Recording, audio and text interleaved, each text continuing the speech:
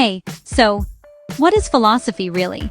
If you've ever stared up at the ceiling late at night wondering why things are the way they are, you've already dipped your toes into philosophy. It's not just old guys in togas talking about the meaning of life, though yeah, there's a lot of that too. Philosophy is basically the art of asking questions. And not just any questions, but the big ones. Like, what is reality? Is there a right way to live? How do I know what I know? It's about digging deeper than the obvious, refusing to accept easy answers, and being cool with a little bit of confusion. Let's break it down. The word philosophy literally means love of wisdom. It's been around for thousands of years, from ancient Greece all the way to modern universities.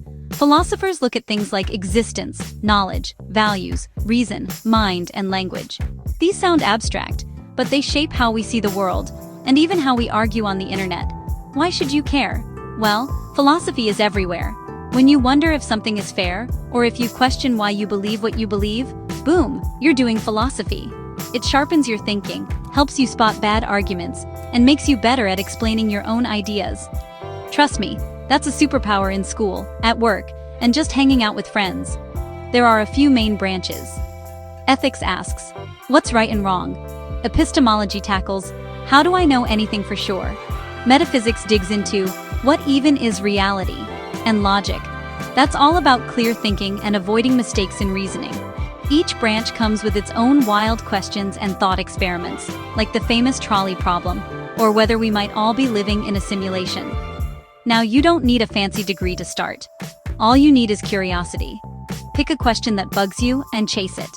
Read what others have said, but don't be afraid to come up with your own answers. The coolest part? There are rarely final answers in philosophy. It's less about finding the truth and more about learning how to think better. So next time you're wrestling with a tough question, like, what should I do with my life? Or, is free will even real? Remember, you're joining a conversation that's been going for centuries.